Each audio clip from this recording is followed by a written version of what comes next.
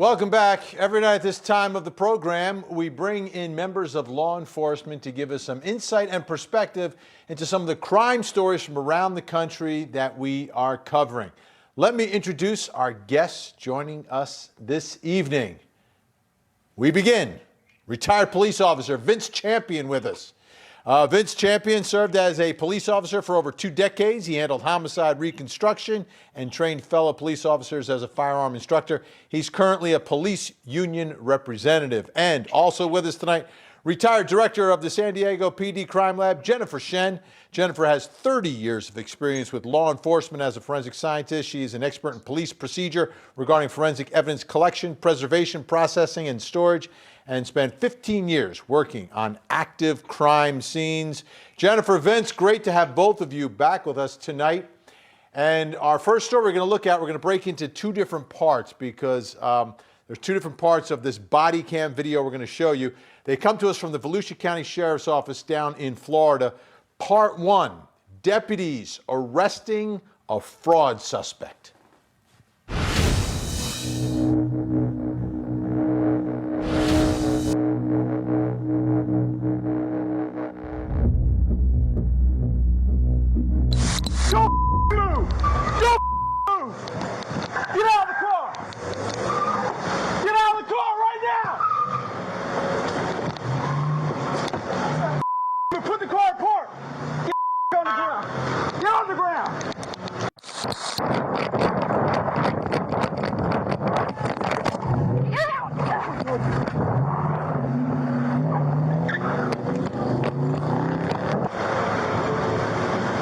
Searcher?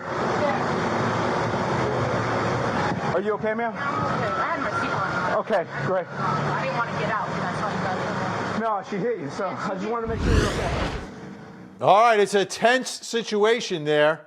But the question that we have tonight is, what are the biggest concerns at the time of the arrest? And, you know, you look at what's happening there, the intensity. And this is a case involving someone passing perhaps a fraudulent check is part of the charges in this case. Let me bring in Vince Champion first on this, Vince.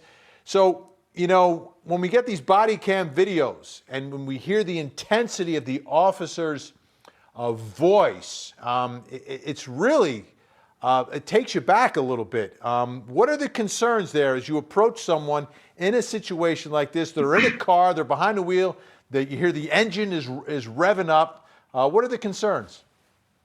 Well, it starts out with a lot. You know, you've got to, one, assert your authority to let them know what you want them to do. You've got a car that's running that you've got to approach in one way or the other. If you're coming from the front, there's a possibility that you can get run over at that point. So you've got to watch that and be careful. But in this case, it appeared to be in a drive-through, and it looked like the person that there was a civilian behind him. So there's another issue that you have to be worried about.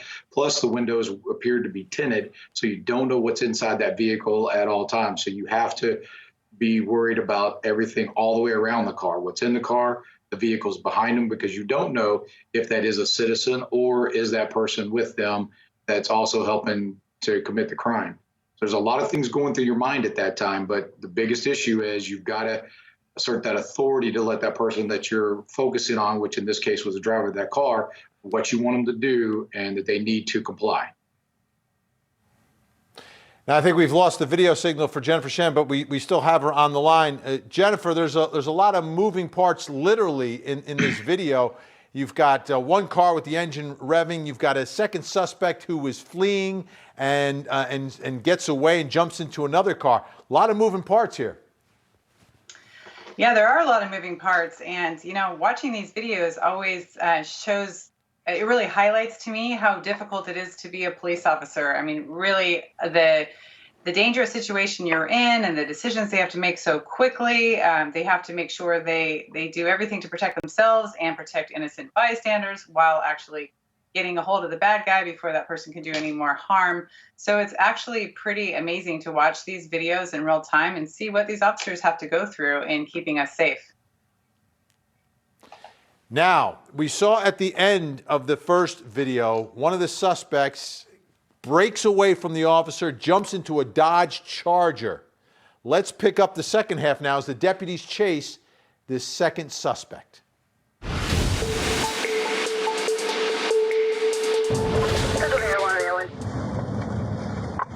X-ray 90 Central. I got a bailout here at Providence and Bluebird. Emergency traffic.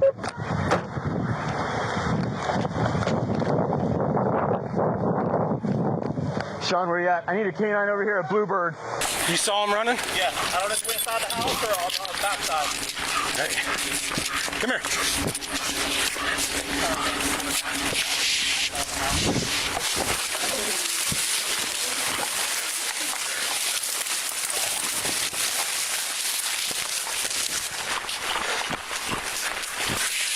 Into here.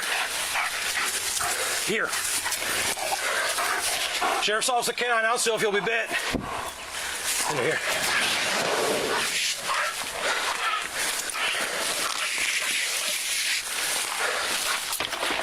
Livin.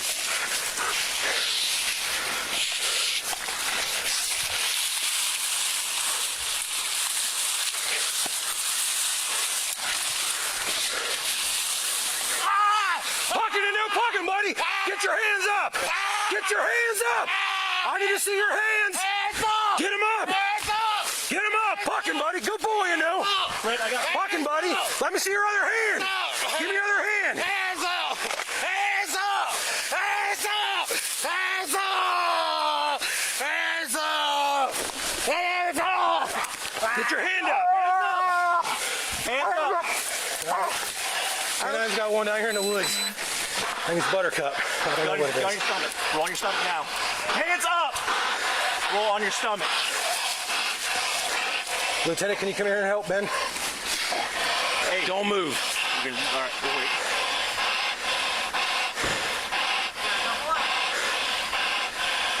Hey, LT.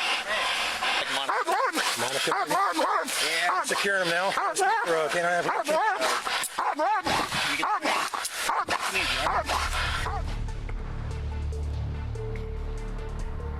All right, how much does the canine help in these pursuits? I mean, amazing, amazing work. I'm looking at Vince Champion.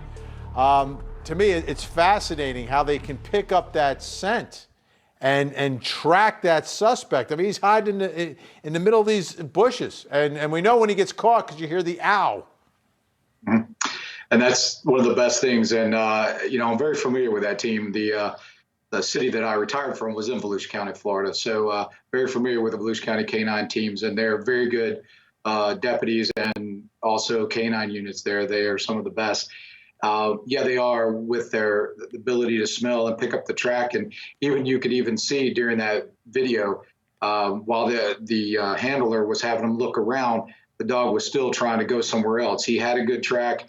That's one of the best things, that going through that foliage would really be hard for a person to do, but for an animal to go through, the dog such as that shepherd there, to get through that's nothing for them. And that is one of the best tools that we have going out there for us right now is the canines.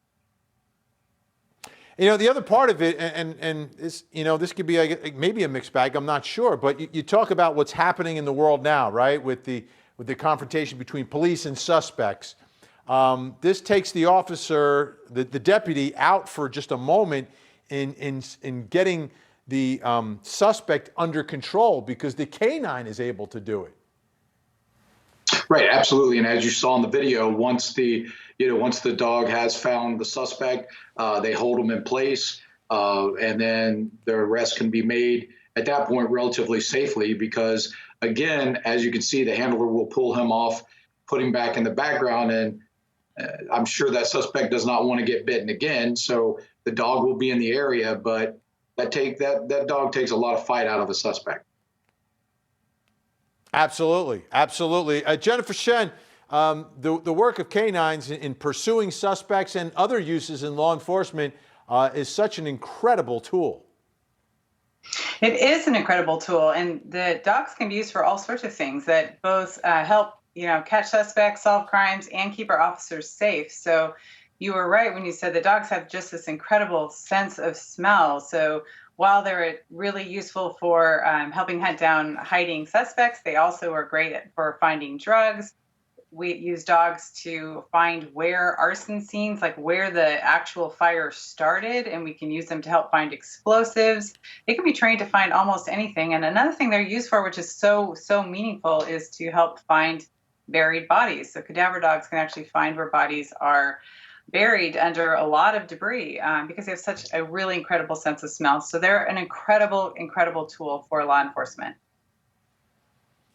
All right, more crime time straight ahead, including a really sad story out of Denver involving a family who has a special needs child. And they have this van that is equipped for this child. It's the only way they can transport him for his treatments from state to state. And they're sleeping at night in a motel because they're out of town getting treatments. Someone steals the van with everything in it. That story's next.